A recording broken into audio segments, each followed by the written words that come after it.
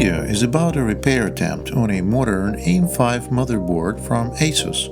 Expensive VRM, dual chipset, stacked heatsinks, fancy design, and RGB everywhere. But does all that premium engineering actually make it reliable? Watch this video till the end, because you might be surprised by what we find out about modern high-end motherboards.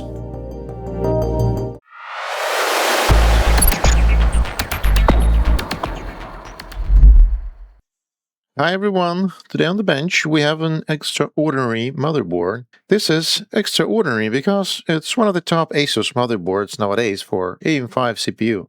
I cannot describe the weight of it, but it looks to me it's weighted 5 or even 6 pounds. The problem with this motherboard is that it does power on, but does not post. DRAM debug LED is always on and only fans are spinning. It has a backlight TUF. Let's quickly measure resistances and try to power it on. Okay, let's measure resistances.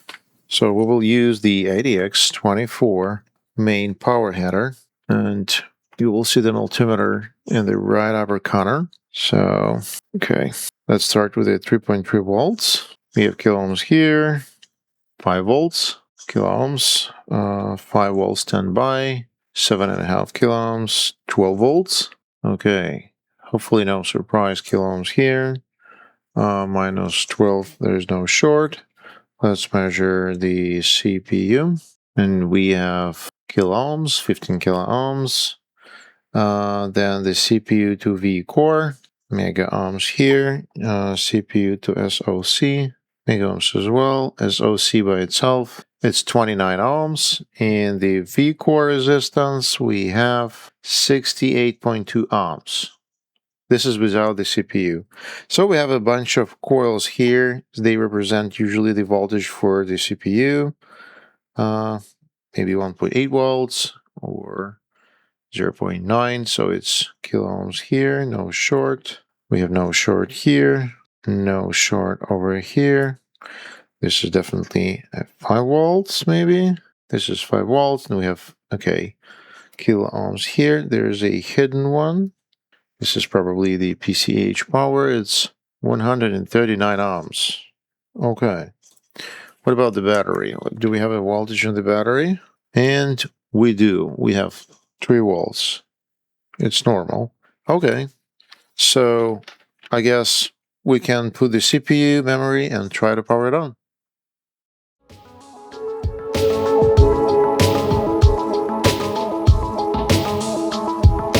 So for our tests, we're going to use Ryzen 5 7600 AM5 CPU.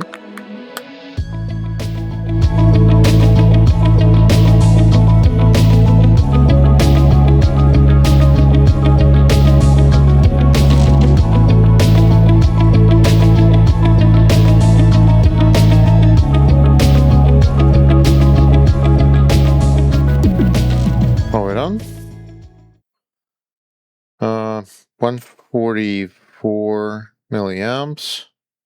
So the backlight's on. This is good. Now let's press the start button. Oh wow. So I see that sometimes current consumption goes up to around 300 milliamps, 239, and then go back to the 140. So like it is trying to start something and let's fall back to the standby voltage. Let's power it off. Let's clear CMOS right here. So, okay, we're pressing it for 10 seconds. Okay. Now, pressing the power button. Oh, wow. And it's already fluctuating, and it's already jumping to 400 milliamps, 460. Okay. Pressing the power button again does nothing. Okay, power off. If I will move the memory to slot B2, for example. However, I'm pretty sure that the problem is not in the memory here, but yeah, so the problem is the same, it's fluctuating. And without the CPU, we will have the same. Okay, let me cover the socket real quick, just to be on the safe side. And without the CPU, it's not jumping, right? So I really hope it will not fry my AM5 testing CPU. Well, otherwise it's gonna be painful. So the problem really exists, and I think we will have to remove heatsinks to make a complete inspection, and it would be very interesting to inspect it with a thermal camera. These power pulsations should definitely result in heating of the faulty component. Anyway, well, let's disassemble it and see if we'll be able to find the culprit.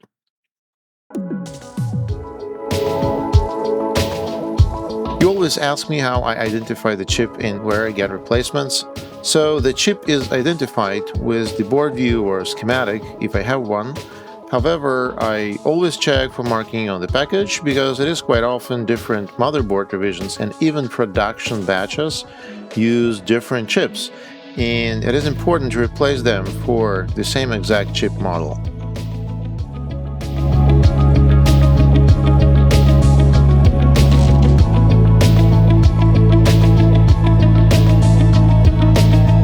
So the power consumption is jumping actually. Okay, let's take a look with the thermal camera. What is going on here? Okay, so let's see what is going on. And I see that we have the component which is heated.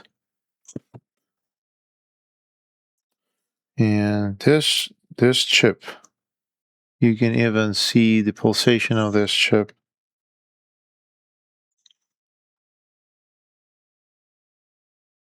This is a clock chip. So basically it provides clock for CPU, for memory, for almost anything on the board, including PCI Express. And so that's the problem because it has a power good, and it looks like because of this, we will not have this board booted up in any way. So let's inspect this under the microscope.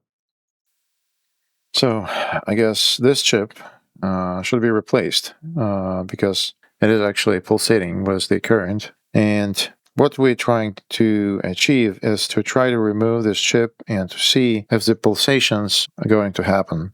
Let's remove it.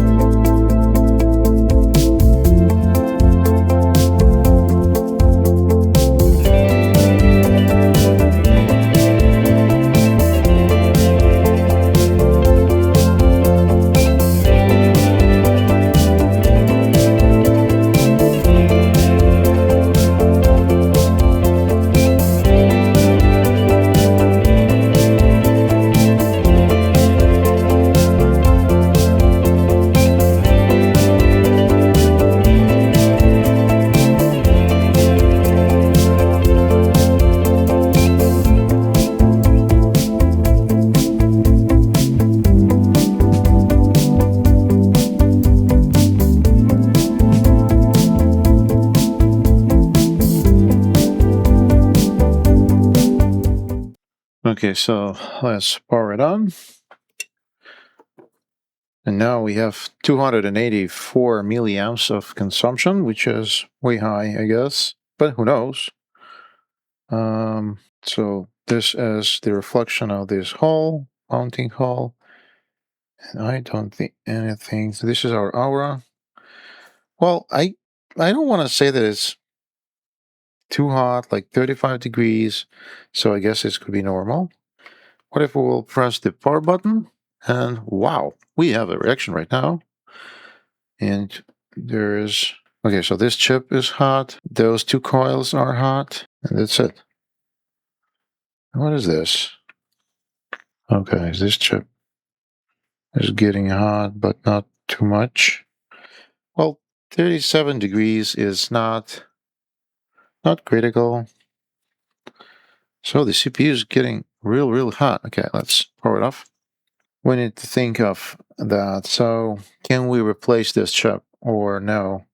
This is quite rare chip, and I guess I don't have a donor for this one. So let's see under the microscope what it is says there. Okay, so this is G5 Pro Clock CC52262PY. The chip itself looks normal. Okay. So, the faulty chip is a clock synthesizer and jitter cleaner. This chip provides high accuracy, high frequency clock signals for CPU, PCI Express.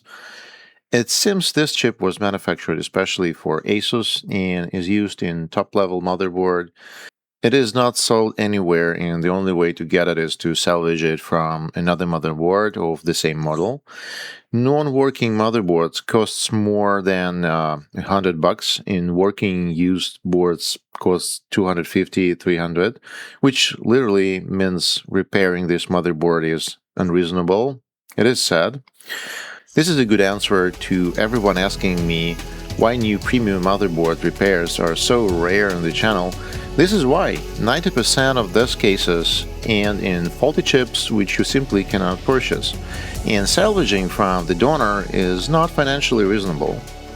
This motherboard is going to be returned to the customer because of it, and it can be repaired with a simple IC replacement which usually costs around $15, but now it will probably end its life in a dumpster. So, this is it for today. Thanks for watching this video. Do not forget to like and subscribe. Please leave your comments if you have faced any issues with computers based on premium motherboards. I answer most of the comments. See you in the next video.